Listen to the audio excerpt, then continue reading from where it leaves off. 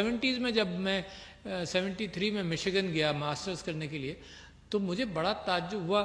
ایک دو واقعات عجیب سے ہوئے. میرا جو استاد تھا ہیڈ آف ڈپارٹمنٹ وہ کہنے لگا میرا ویکنڈ ضائع ہو گیا. تو میں نے اس کو پوچھا کیوں ضائع ہو گیا؟ کہنے لگے اس وجہ سے ضائع ہو گیا کہ میں اپنے باپ کو ایک اولڈ ہوم سے دوسرے اولڈ ہوم میں جا کر میں نے اس کو ٹرانسفر کیا. اور میری آنکھیں پھٹی کی پھٹی رہ گئیں کہ 73 میں جب وہ زمانہ آ رہا تھا کہ اس نے کہا کہ میرا ویکنڈ ضائع ہو گیا کیونکہ میں نے اپنے باپ کی یہ خدمت کر دی. برٹرن رسل نے ایک کتاب لکھی تھی, اب مجھے اس کا صرف ٹائٹل یاد رہ گیا کیونکہ 60s میں نے پڑھی تھی, marriage and morals in society. اور اس نے یہ کہا تھا کہ یہ زمانہ جس انداز سے آ رہا ہے اس میں اقدار جو ہیں وہ پیچھے چلتی چلی جائیں گی, ہر شخص انڈیپینڈنٹ ہو جائے گا اور اپنی زندگی میں اور اپنی آمدنی میں اتنا پھنس جائے گا کہ ہر چیز, شادی, خاندان, یہ سب چیزیں چیلنج ہو جائیں گی. ہو چکی ہیں. پاکستان کے اندر ایک قانون پاس کرنا پڑا, ذرا دیکھیے نا, مطلب وہ زمانہ بھی آ گیا. پاکستان کے اندر ایک قانون پاس کرنا پڑا جو 8-10 مہینے پہلے پاس ہوا. اس کے اندر یہ تھا کہ اگر کوئی اولاد اپنے ماں باپ کی قدر نہ کرے, ان کو ان کے گھر سے نکالے یا ایسی کوئی کیفیت پیدا ہو تو اسٹیٹ بیچ میں جائے گی. یہ تو معاشرے کا کام تھا.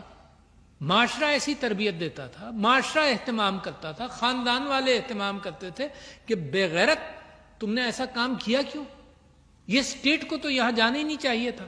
اس کا مطلب there is a change happening in society. اور بچوں آپ تو یاد رکھو یہ چینج جو ہے یہ ذہنی چینج ہے. اس کو چینج کرنے کے, اس کو ٹھیک رکھنے کے لیے دیکھو کمائیں, محنت کریں, کوئی اس چیز سے نہیں روک سکتا. مگر جب محبتوں کو نکال دو گے اپنی ریلیشن شپ سے تو خود بھی پریشان رہو گے, خود بھی اسٹریس میں رہو گے اور معاشروں کے اندر وہ تناؤ پیدا ہوگا کہ اپنا میں اکیلا میں زندگی گزار سکتا ہوں. نتیجہ کیا ہے؟ Let me mention to you something which came to my knowledge only about 1 or 2 months ago, اور میں نے اسمبلی کے اندر جو تقریر کی اس کے اندر بھی اس بات کو شامل کیا.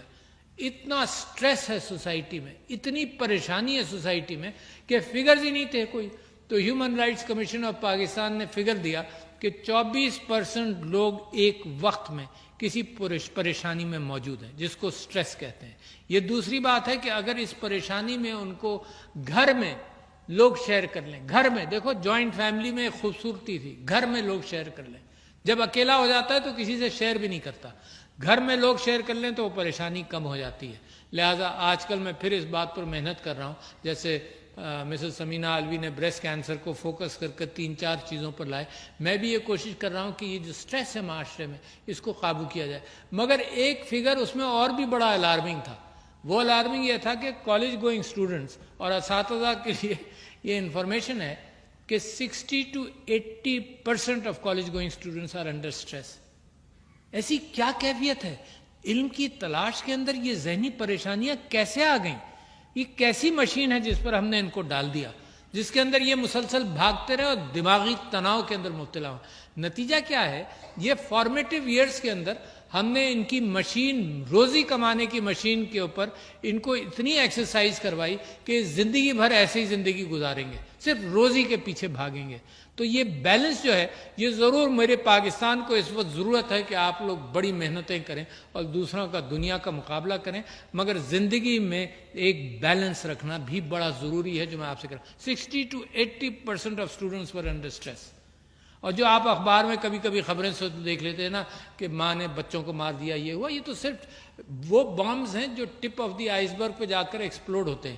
باقی معاشرے میں جو کچھ ہو رہا ہے وہ میرے لیے اور آپ کے لیے پریشانی کا باعث ہے.